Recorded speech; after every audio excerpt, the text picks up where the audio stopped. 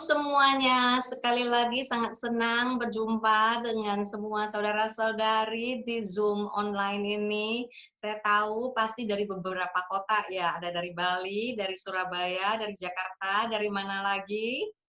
Dari Singapura, greeting from Singapore. Oke, hari ini tema saya adalah khotbah di bukit. Oke, dari Matius pasal 5 ayat 3 sampai 10, kalau bisa tolong ambil pulpen, pensel, dan kertas ya, karena saya akan kasih banyak sekali catatan-catatan ya. Ini sebetulnya adalah adalah pendalaman Alkitab ya, yang akan dia adakan 3 malam berturut-turut. Oke, semoga saya bisa menghabisi di dalam 3 malam ini. Ya, kenapa topik ini sangat penting, saudara? Sebetulnya, jikalau saudara membaca Alkitab, judul dari Matius pasal 5 ayat 3 sampai 10, judulnya begini, khotbah di bukit, ucapan bahagia. Betul atau tidak? Betul ya? Betul ya. Oke. Tetapi di bahasa aslinya sebetulnya khotbah di bukit ini bukan cuma sekedar ucapan bahagia. Oke, saya kasih judulnya ya yang sesuai dengan bahasa awal-awalnya. Judulnya sesuai dengan bahasa awal-awal adalah beatitude. Apa sih artinya beatitude? Beatitude artinya true happiness. Apa sih artinya true happiness? True happiness artinya kebahagiaan yang tertinggi. Wow, jadi sebetulnya sewaktu Tuhan Yesus mengajarkan murid-murid di bukit ini bukan cuma sekedar ucapan bahagia, tetapi Tuhan Yesus sedang memberikan rahasia dan kunci kebahagiaan kepada semua murid-muridnya. Sebab Tuhan Yesus tahu banyak tantangan dan rintangan yang akan dihadapi murid-muridnya. Sama seperti setiap kita. Setiap kita adalah murid Yesus Kristus. Yang setuju katakan amin. Amin ya. Ya, sama seperti sewaktu itu, zaman itu, kita yang di zaman now, sebagai murid Yesus Kristus, kita juga penuh dengan tantangan dan goncangan. Saudara setuju hidup penuh dengan masalah? Setuju atau tidak? Tetapi kita tidak sendirian, kita sudah diberikan kunci kemerdekaan. Caranya bagaimana sih kita bisa mendapatkan kebahagiaan selagi kaki kita masih menginjak di bumi ini yang penuh dengan tantangan dan rintangan. Ayo, mari kita sama-sama belajar ya. Jadi harus dicatat biar nanti firman-nya bisa ulang-ulang lagi. Ini adalah pengajaran yang sangat penting, saudara. Jikalau saudara dapat pengajaran ini, jikalau saudara praktekkan, bayangkan hidup saudara dan hidup saya akan berbahagia selagi kita menginjak di bumi ini. Amin. Oke. Beatitude, supreme blessedness. Artinya kebahagiaan yang tertinggi. Kebalikan kebahagiaan itu apa sih? Artinya kesengsaraan. Oke, kesengsaraan. 2 Korintus pasal 6 ayat 10. 2 Korintus pasal 6 ayat 10. Sebagai orang berduka cita, namun senantiasa bersuka cita. Loh, apa sih yang sedang dibahas? Orang yang berduka cita, namun senantiasa bersuka cita, sepertinya bertolak belakang, ya. Sebagai orang miskin, namun memperkaya orang banyak. Sebagai orang tak bermilik, sekalipun kami memiliki segala sesuatu. Saudara, ini kunci pertama.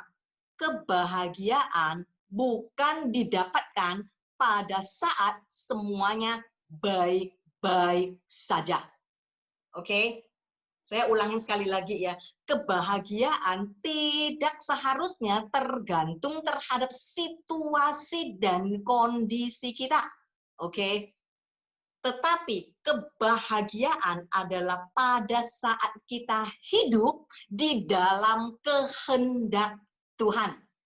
Amin. Artinya apa? Artinya kebahagiaan kita itu seharusnya konsisten. Apa sih maksud saya konsisten? Bukan seperti stock exchange ya. Up, down, up, down, up, down. Sesuai dengan situasi dan kondisi kita. Hari ini dapat cuan lebih banyak, wah bahagia up. Nanti besok rugi dikit, down lagi. Ya, kebahagiaan kita tidak tergantung dengan situasi dan kondisi.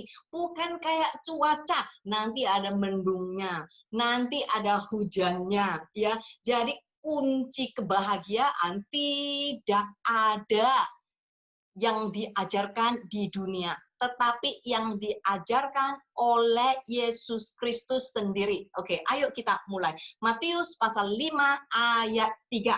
Matius pasal 5 ayat 3. Berbahagialah orang yang miskin di hadapan Allah, karena merekalah yang empunya kerajaan surga. Apa sih yang dimaksudkan? Miskin di hadapan Allah, apa sih artinya? Apakah miskin secara ekonomi, miskin secara rohani, miskin secara harta karun? Ayo kita gali kebenaran firman Tuhan di bahasa aslinya. Oke, saya akan menerjemahkan, saya akan membacakan terjemahan di bahasa asli ya. Matius pasal 5 ayat 3. Dengar baik-baik saudara, ini adalah terjemahan dari bahasa asli. Oke, ya. Artinya begini, berbahagialah. Seberapa bahagia? Makmur secara rohani, dan dihormati orang yang miskin di hadapan Allah. Arti miskin di hadapan Allah apa sih sebetulnya? Artinya orang yang tidak sombong rohani.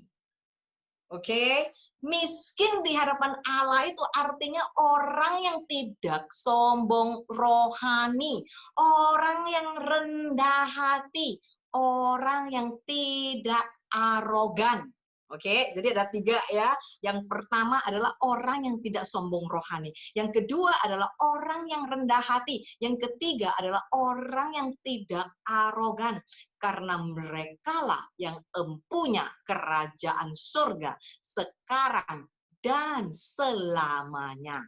Wow, artinya orang yang tidak sombong adalah orang yang merendahkan hati mereka dan bersedia taat kepada Tuhan di dalam pertobatan.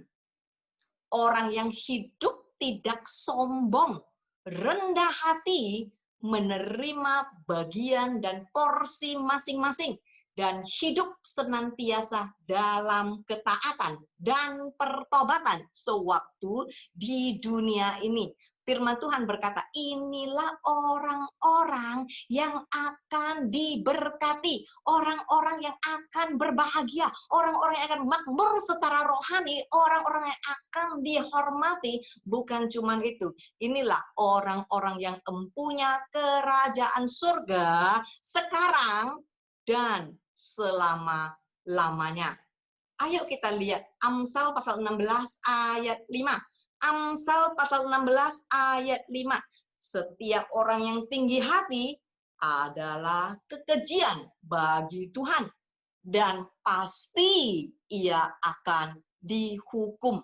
Saudara, sombong itu ada 2 macam ya. Sombong itu ada 2 macam.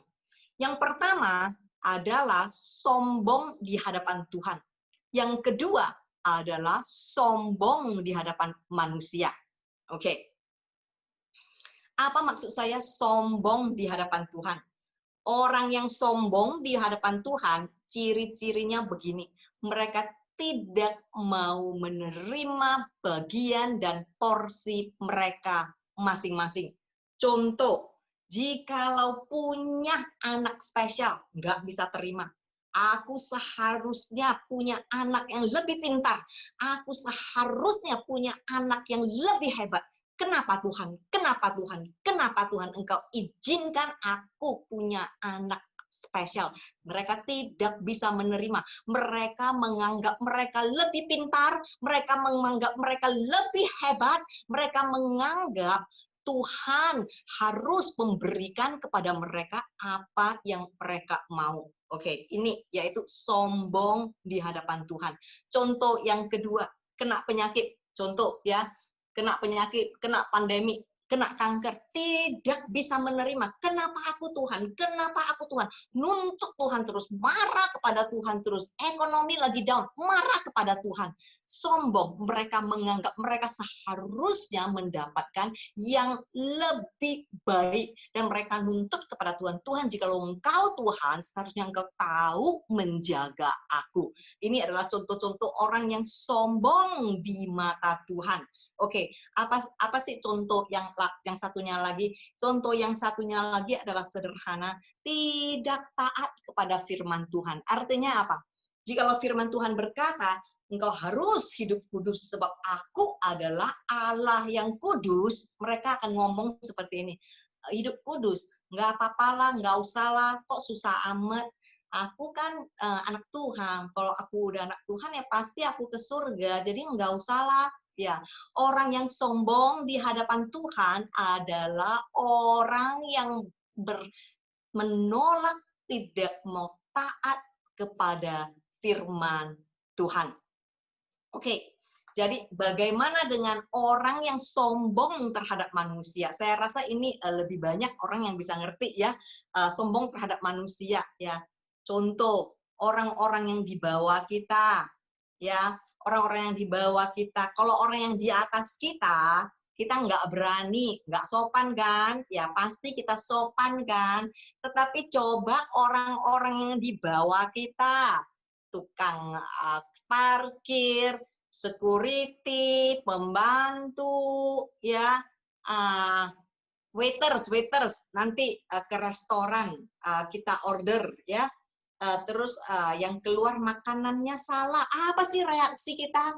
Ya, saya melihat banyak orang marah-marah sama waitress. Nanti minta es dikasih yang panas, ya kita sangat kasar terhadap orang-orang yang di bawah kita.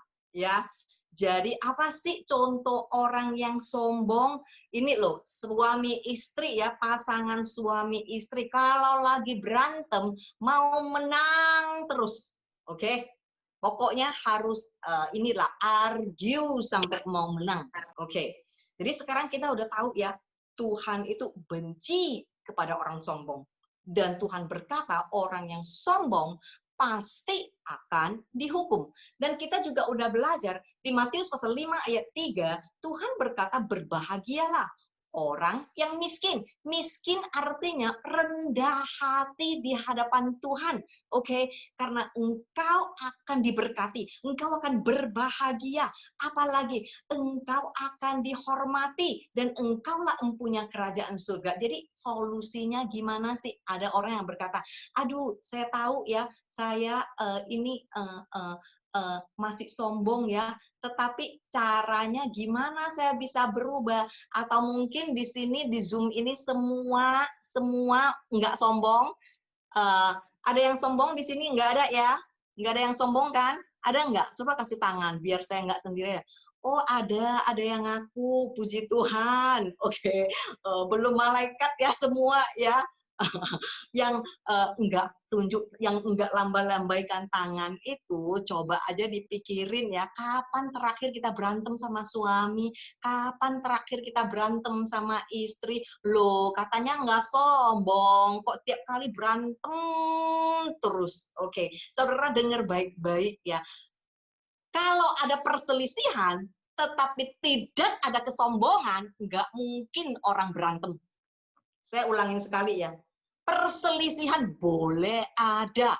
Perselisihan di dalam pelayanan, di dalam rumah tangga, di dalam pekerjaan, di dalam usaha bisa ada. Tetapi jika tidak ada kesombongan, you agree that you have disagreement. Artinya ya kita setuju memang kita ada perselisihan. Tetapi kesombongan yang membuat kita berantem terus sama orang. Dan pada saat berantem itu maunya menang terus. Oke, puji Tuhan lah, di sini nggak ada yang seperti ini. Setuju? Amin. Amin ya. Oke, saya percaya banyak sekali para saudara-saudari yang berkata, aduh sekarang saya sudah diberikan perintah Tuhan ya, kalau aku mau hidup bahagia artinya aku mau harus berubah dong. Tapi caranya gimana berubah? Oke, mungkin ada yang berkata, aduh ini sulit banget. Nggak bisa berubah deh. Saudara, saya mau memberikan satu kunci kemenangan di firman Tuhan. Yakobus pasal 4 ayat 6. Yakobus pasal 4 ayat 6. Tetapi kasih karunia akan terus menerus ya saudara ya. Artinya nggak akan pernah berhenti. Jadi jika saudara berkata, aku itu emosian terus, nggak bisa berubah. Bukan karena saudara nggak bisa berubah, tetapi karena saudara tidak mau berubah. Sebab di sini firman Tuhan berkata, kasih karunia akan terus menerus. Ayo ulangin, terus menerus dianugerahkan kepada kita lewat kuasa Roh Kudus. Tujuannya untuk apa? Untuk menentang dosa. Oke. Jadi mau dosa apapun ya, mau itu kita masih suka emosian, nggak bisa mengendalikan diri, suka berantem sama orang, suka tersinggung.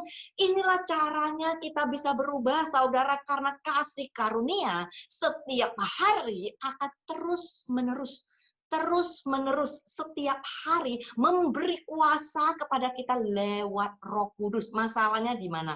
Masalahnya apakah kita sungguh-sungguh mau berubah. Kalau kita sungguh-sungguh mau berubah, pasti kita akan berhasil. Tidak dengan cara kita sendiri, tidak dengan kekuatan kita sendiri, tetapi dengan kasih karunia dan kuasa Roh Kudus yang sudah diberikan kepada saudara dan saya setiap hari, setiap waktu, terus menerus. Untuk apa? Untuk menentang dosa. Dan firman Tuhan berkata, bukan cuma untuk menentang dosa, tetapi untuk memampukan kita untuk hidup taat. Baik dalam iman, maupun rasa bersyukur dengan keselamatan kita. Karena itu Allah berkata, aku menentang orang yang congkak dan sombong, tetapi mengasihani orang yang rendah hati. Nah, di sini apa sih orang yang rendah hati? Terjemahan asli artinya orang yang mau menerima, orang yang bersedia menerima. Aduh, aku salah Tuhan, ampunilah aku. Merendahkan hati di hadapan Tuhan, mengakui kesalahan kita. Tuhan benci kepada orang yang sombong. Kasih karunia dari Tuhan sudah diberikan kepada setiap kita, biar kita sanggup hidup taat dan menolak kesombongan dan arogansi. Oke, nah hari ini jikalau kita berkata aku tidak sanggup berubah, bukan karena kita tidak sanggup, tetapi karena kita tidak mau merendahkan hati untuk mengaku kita perlu berubah, kita perlu bertobat. Saudara mau hidup berbahagia? Siapa yang mau hidup berbahagia? Saya percaya semua orang mau hidup berbahagia ya. Tuhan Yesus sendiri mengajarkan kepada setiap kita. Apa sih kunci hidup berbahagia? Firman Tuhan berkata, Matius pasal 5 ayat 3, saya ulangin sekali lagi. Ini penterjemahan dari bahasa Ibrani dan bahasa Greka. Berbahagialah, makmur secara rohani, dan engkau akan dihormati orang yang miskin di hadapan Allah, yaitu orang yang tidak sombong rohani, orang yang rendah hati, orang yang tidak arogan, karena merekalah yang empunya kerajaan sorga sekarang dan selama-lamanya. Amin, saudara. Amin ya. Ayo kita teruskan. Matius pasal 5 ayat 4. Matius pasal 5 ayat 4. Berbahagialah orang yang berduka cita, karena mereka akan dihibur. Berbahagialah orang yang berduka cita, karena mereka akan dihibur. Apa sih artinya berbahagialah orang yang berduka cita? Apakah Tuhan mau kita tiap hari sedih? Artinya, apakah Tuhan mau, ini orang yang berduka ya, kayak ada yang meninggal di keluarganya, berduka ya. Apakah ini yang Tuhan mau kita sedih terus? Oke. Ayo kita gali kebenaran firman Tuhan di bahasa asli. Apa sih bahasa aslinya? Dengar baik-baik saudara. Bahasa aslinya berbunyi seperti ini. Berbahagialah. Artinya engkau akan diampuni dan disegarkan oleh kasih karunia Tuhan orang yang berduka atas dosanya dan bertobat. Wow. Jadi ini bukan berduka cita, ini bukan seperti kita sedih terus ya, atau kita melawati di rumah duka ya, atau ada yang meninggal, tetapi terjemahan asli berduka ini artinya yuk kita berduka atas dosa kita dan mau bertobat. Oke, karena mereka akan dihibur. Bukan cuma mereka akan dihibur, tetapi firman Tuhan berkata, beban dosa mereka akan diangkat. Oke, orang yang berduka. Apa sih artinya orang yang berduka? Orang yang berduka cita, bahasa aslinya adalah orang yang menyesal, yang sedih banget atas tabiat fana yang penuh dosa. Artinya kita cepat ya bertobat, kita cepat tahu kita itu kayaknya bersalah loh. Oke. Artinya apa sih? Orang yang akan berjuang untuk berhenti mengkhianati Yesus. Orang yang akan berjuang berhenti untuk tidak lagi setiap hari mengkhianati Yesus di dalam pikiran kita, di dalam cara kita memandang sesuatu, apapun yang kita ucapkan, apapun yang kita dengar, apapun yang kita rasakan, apapun yang kita lakukan, kemanapun kita pergi, kita berjuang tidak mengkhianati Yesus. Mereka adalah orang yang sangat sedih, menyesali kesalahan mereka sendiri, bukan selalu nunjuk-nunjuk orang lainnya, tetapi menyesali kesalahan mereka sendiri. Tuhan berkata, orang-orang begini akan sangat diberkati. Orang-orang seperti ini, mereka akan hidup berbahagia. Ayo kita lihat ayat yang bisa kita praktekkan setiap hari supaya karakter kita lebih sesuai dengan kehendak Tuhan.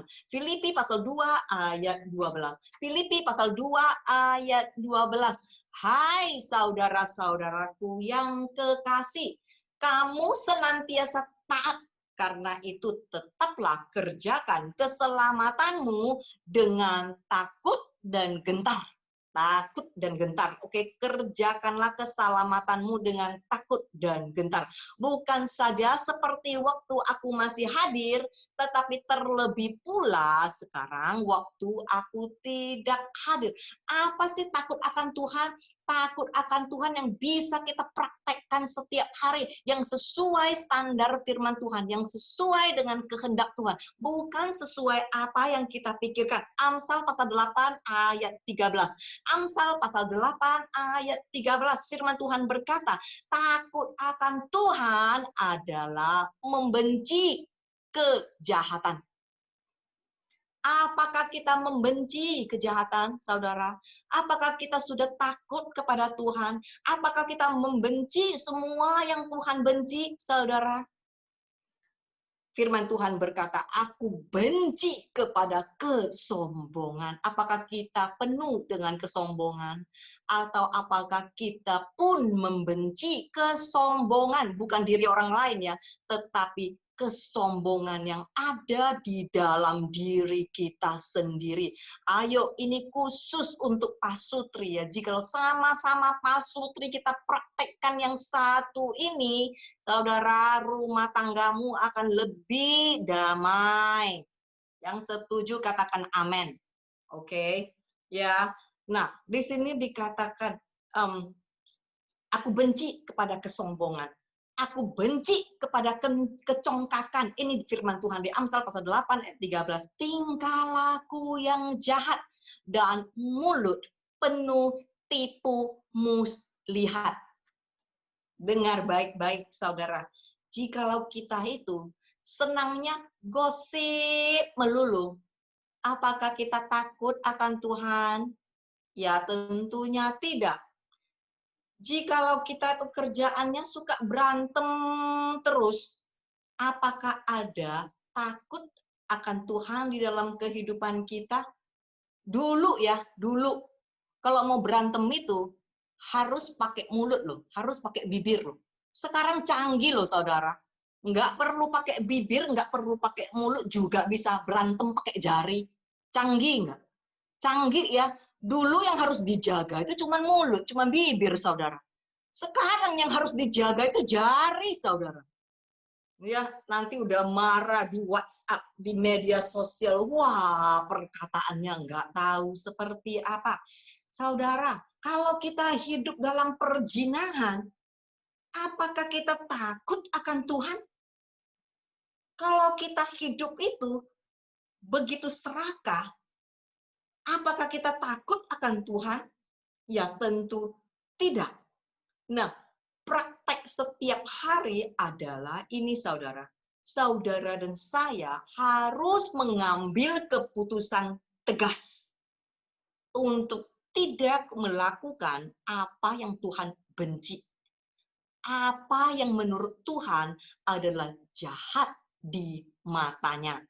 Apalagi ya kalau ibu-ibu ya, kalau ngomong itu harus menang. Ya, iya enggak? Enggak lah ya. Ibu-ibu di sini enggak seperti ini ya. Ya, kalah enggak apa-apa ya, Bu ya. Ya, gentar apa sih? Kerjakanlah keselamatanmu dengan takut dan gentar. Gentar itu apa sih? Gentar itu artinya berhati-hatilah. Upah dosa adalah maut. Orang yang sombong pasti akan dihukum. Orang yang tidak taat kepada firman Tuhan pasti akan dihukum. Roma pasal 6 ayat 6 sampai ayat 6. Oke, Roma pasal 6 ayat 6. Karena kita tahu bahwa manusia lama kita telah turut disalibkan, supaya tubuh dosa kita hilang kuasanya, agar jangan kita menghambakan diri lagi kepada dosa. Kita tidak bisa terus-menerus balik kepada dosa kita. Saudara, kunci kebahagiaan ini adalah untuk diri kita sendiri. Firman Tuhan ini selalu adalah untuk mengoreksi diri kita sendiri. Kalau kita mau mengambil firman Tuhan dan mengoreksi orang lain, kita akan cepat mati, saudara. Setuju atau enggak? Kita tidak mungkin akan berbahagia, tetapi kunci kebahagiaan yang Tuhan berikan kepada setiap kita, kita koreksi diri masing-masing dulu. Kita tidak bisa terus-menerus balik ke dosa kita. Harus ada pertobatan. Contoh kalau dulu itu suka marah, pemarah, sekarang aku harus berhenti.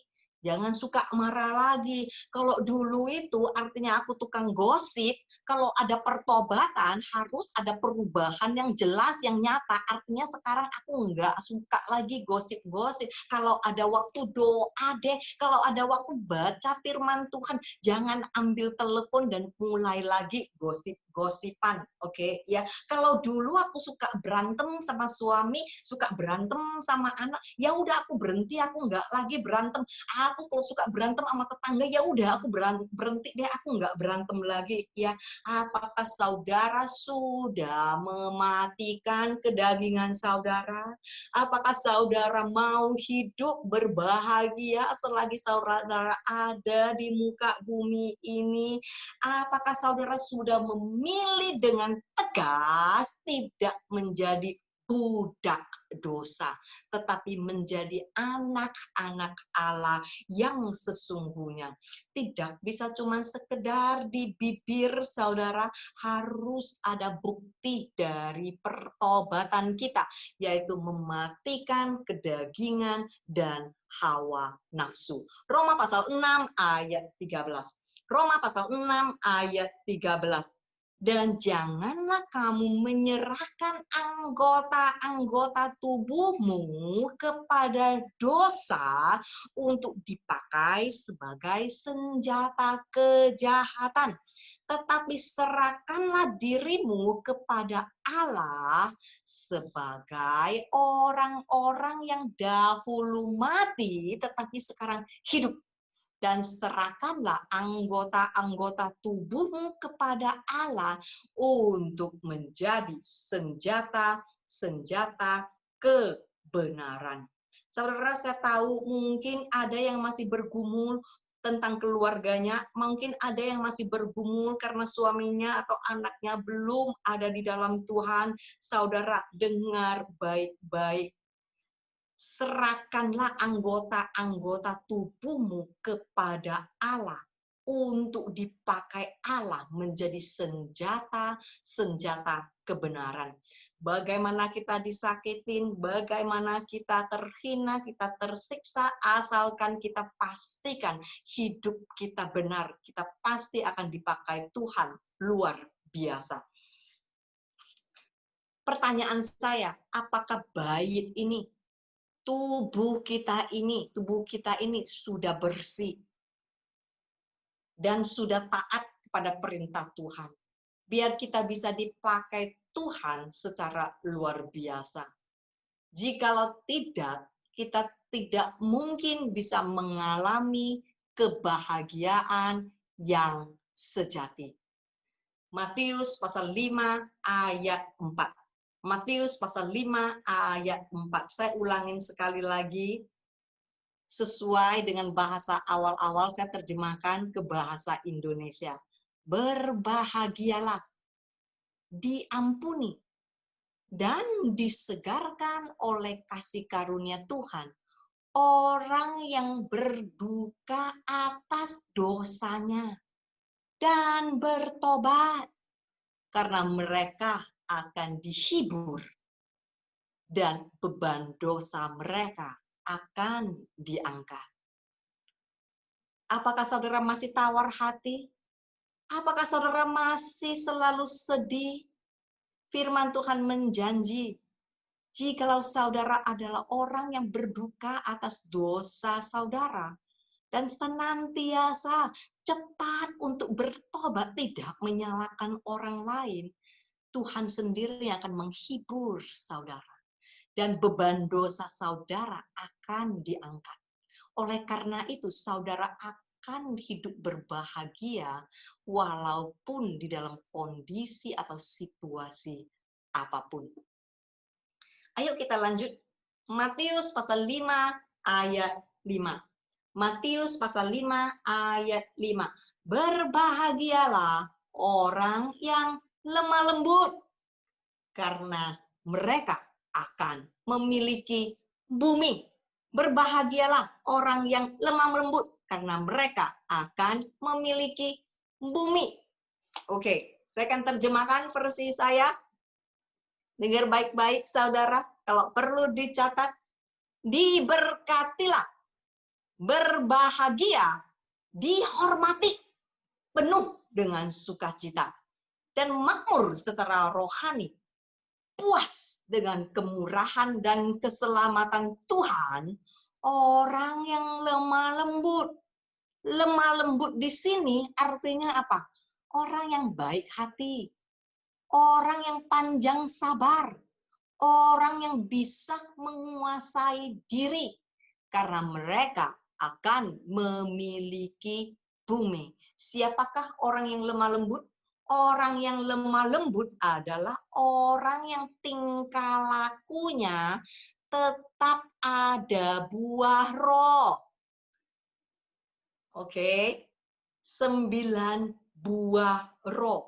Ya, orang yang lemah lembut artinya orang yang setiap hari tingkah lakunya ada buah roh dan menunjukkan karakter yang menyerupai Yesus Kristus dalam situasi apapun.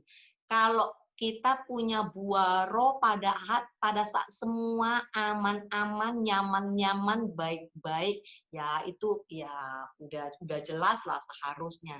Tetapi bagaimana jika situasi begitu kacau?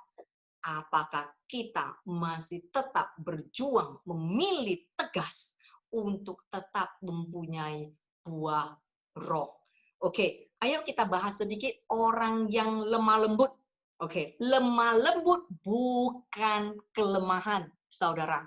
Tetapi lemah lembut adalah kekuatan. Oke, ya. Ayo kita lihat ya. Ada orang yang memang gayanya, modelnya lemah lembut ya. Artinya ya kalau ngomong itu pelan, apalagi kalau orang Jawa ya, ngomongnya itu pelan ya, lemah lembut begitu ya. Kalau saya bukan orang seperti itu, saudara. Ya, I was born a fighter, you know. Ya, saudara kalau dengar saya ngomong udah tahu ya karakter saya seperti apa.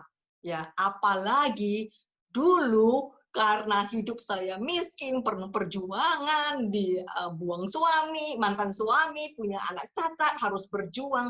Dulu kalau saya udah ngamuk, kalau saya udah marah, itu TV bisa saya angkat kecil begini, itu TV saya bisa angkat, bisa saya banting. Nah, TV dulu sama TV zaman now itu beda loh. TV zaman now itu flat screen, right? Itu ringan, saudara. Ya, TV zaman dulu itu gede dan box yang di belakang ada box ya, kecil-kecil begini. Kalau lagi marah, saya bisa angkat itu satu TV, saya bisa lempar. Oke. Di perusahaan saya, our gudang sama kantor yaitu 10,000 square feet. 10,000 square feet ya, kalau saya udah teriak, udah bentakin orang, oke, kedengaran sampai di gudang. Orang udah tahu ini lagi marah. Oke, ya.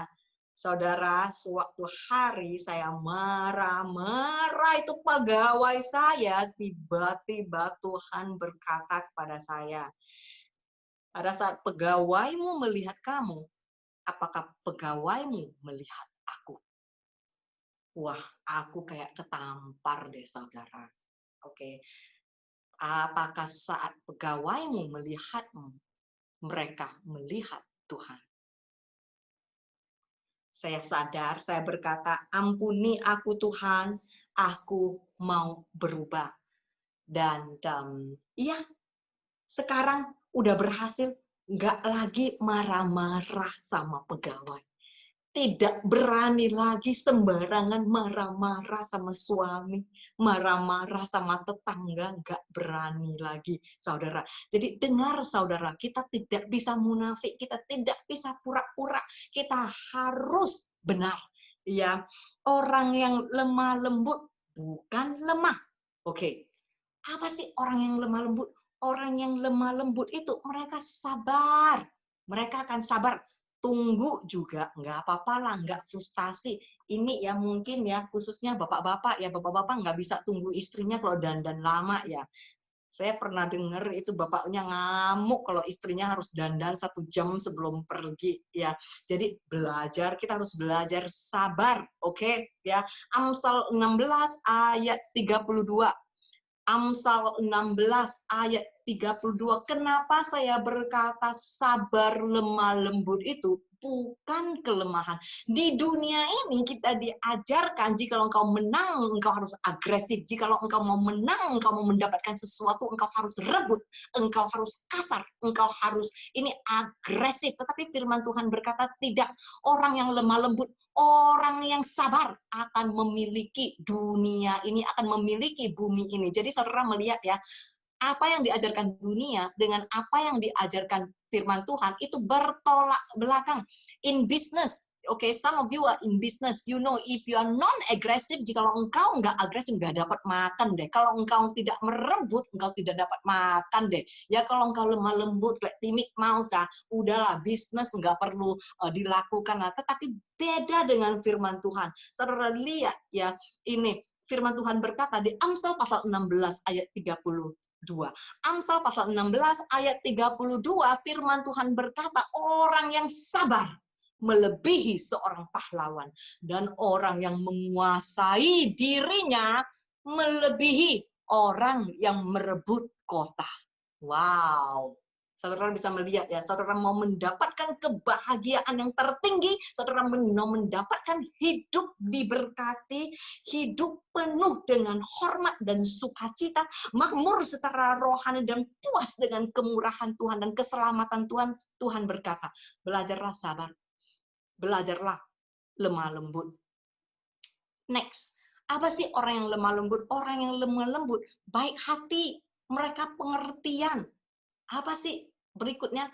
Orang yang lemah lembut, orang yang baik hati, orang yang sabar adalah juga orang yang panjang sabar. Ayo sama-sama ya, kita ucapkan ya, panjangnya yang panjang, oke. Panjang sabar. Oke. Ya. Seberapa kita akan diberkati sesuai dengan janji firman Tuhan. Janji firman Tuhan adalah iya dan amin. Tuhan pasti akan menggenapi firman-Nya. Seberapa diberkati orang yang lemah lembut. Firman Tuhan berkata, ini di terjemahan saya, artinya mereka akan selalu berbahagia. Kenapa mereka akan selalu berbahagia? Karena mereka orang yang nggak cepat tersinggung. Saudara, jika kita itu cepat tersinggung, kita nggak akan bahagia. Dikit-dikit tersinggung. Banyak sekali bapak-bapak yang cari kita konselingnya. Ini istriku, aku nggak ngerti gimana ngomong sama dia. Ngomong tersinggung. Nggak ngomong juga tersinggung. You know, talk also offended. Nggak ngomong juga tersinggung ya. Ini ya orang ya lakukan begini juga tersinggung. Nggak lakukan ini juga tersinggung. Oke, jadi orang yang ini seberapa kita diberkati kalau kita punya karakter lemah lembut ini. Oke, mereka akan selalu berbahagia karena mereka tidak gampang tersinggung, tidak cepat-cepat tersinggung ya. Apalagi saudara, mereka akan dihormati. Kenapa mereka akan dihormati? Sebab pada saat orang lain melihat kita, mereka melihat kedewasaan rohani dan mereka melihat karakter Yesus ada di dalam kita.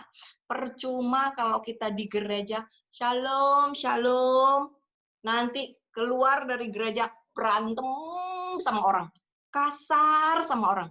Sewaktu orang lain melihat kita, Kristen begini, Kristen begini. Oh iyalah, Kristen kan ya memang begitu, munafik.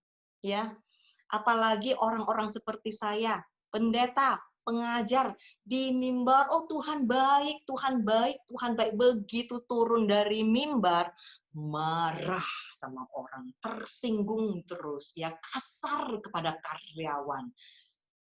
Orang tidak melihat ada Yesus yang nyata di dalam kehidupan kita.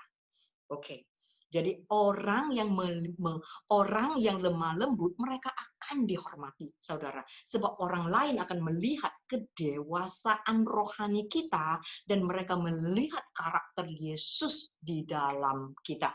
Oke, next. Orang yang lemah lembut selalu girang, penuh dengan sukacita, selalu tersenyum, sebab ada damai sejahtera. Di dalam mereka tidak ada depresi. Oke, tidak ada depresi. Bagi orang-orang yang selalu hidup depresi, kunci kemenangan. Apakah saudara sudah mempraktekkan 9 buah Roh Kudus? Apakah saudara sudah mempraktekkan the 9 fruit of the Holy Spirit? Oke, makmur secara rohani. Artinya apa sih? Makmur secara rohani artinya mereka tidak akan merasa kering.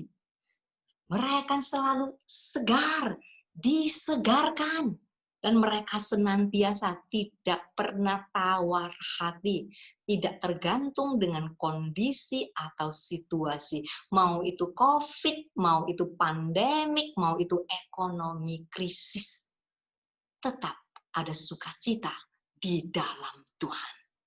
Amin. Amin ya. Berikutnya, apa sih? Mereka akan mendapatkan kemurahan Tuhan. Siapa yang mau mendapatkan kemurahan Tuhan? Ayo, setiap kita perlu kemurahan Tuhan, saudara. Kita perlu kemurahan Tuhan di dalam keluarga kita. Kita perlu kemurahan Tuhan di dalam pekerjaan kita. Kita perlu kemurahan Tuhan di dalam usaha kita. Kita perlu kemurahan Tuhan di dalam pelayanan kita. Inilah kuncinya. Inilah kuncinya, saudara. Tuhan berkata, jikalau engkau melakukan hal yang tadi di atas, Tuhan akan memberkatimu dengan kemurahannya. Dan pasti kamu akan diselamatkan. Bukan cuma engkau akan diselamatkan, firman Tuhan berjanji, engkau akan memiliki bumi ini. Wow, engkau akan memiliki bumi ini. Apa sih ayat yang bisa kita praktekkan? Saya bisa ambil waktu 5 menit lagi, ya 5 menit lagi saya kelar ya. Apa sih ayat yang bisa kita praktekkan? Kolose pasal 3 ayat 5. Kolose pasal 3 ayat 5. Karena itu, matikanlah dalam dirimu segala sesuatu yang duniawi, yaitu percabulan, kenajisan, hawa nafsu jahat, dan juga keserakahan. Banyak orang ini ya berhasil di percabulan, kenajisan, hawa nafsu, nafsu jahat, tetapi gagalnya di keserakahan, saudara. Dan firman Tuhan berkata, semua ini sama dengan penyembahan berhala. Saya ulangin sekali lagi, karena itu matikanlah dalam dirimu segala sesuatu yang duniawi, yaitu percabulan, kenajisan, hawa nafsu, nafsu jahat, dan juga keserakahan yang sama dengan penyembahan berhala. Sebab itu menukarkan kesetiaanmu terhadap Tuhan. Jadi itu dianggap penyembahan berhala. Jadi saudara, apapun yang engkau lakukan, ingat, praktekkan the fruit of the Spirit yang ada di Galatia, 9 buah roh. Oke? 9 buah roh. Ya. Matius pasal 5 ayat 5. Diberkatilah. Artinya, berbahagia. Dihormati. Penuh dengan sukacita. Makmur secara rohani, puas dengan kemurahan dan keselamatan Tuhan. Orang yang lemah lembut, orang yang baik hati, panjang sabar, bisa menguasai diri, mempraktekkan 9 buah roh, karena mereka akan memiliki bumi ini. Saudara, jikalau saudara berkata, aduh, mau mempraktekkan ini sangat sulit, sangat tidak mungkin. Ya, saudara ingat, firman Tuhan sudah dijelaskan tadi. Kasih karunia sudah diberikan kepada saudara. terus-menerus. Tuhan tidak mungkin memberikan peraturan tanpa dukungan, tanpa pertolongan. Kasih karunia sudah diberikan kepada setiap kita, dan Roh Kudus sudah dianugerahkan di dalam diri saudara dan di dalam diri saya. Masalahnya adalah apakah kita sudah memilih dengan tegas. Ada dua masalah yang harus kita tanya kepada diri kita sendiri. Yang pertama, apakah kita mau hidup berbahagia? Saya rasa semua orang mau hidup berbahagia. Tetapi semua orang, kebahagiaan mereka tergantung dengan situasi dan kondisi mereka. Kalau suamiku baik-baik, aku bahagia. Itu artinya kebahagiaanmu terletak di tangan suamimu. Tetapi Tuhan mengajarkan setiap kita kebahagiaan yang tertinggi yang bisa dicapai tanpa memandang situasi, kondisi, keadaan kita. Dan Tuhan Yesus memberi rumus kemerdekaan kepada saudara dan saya yang ada di pengajaran Beatitudes.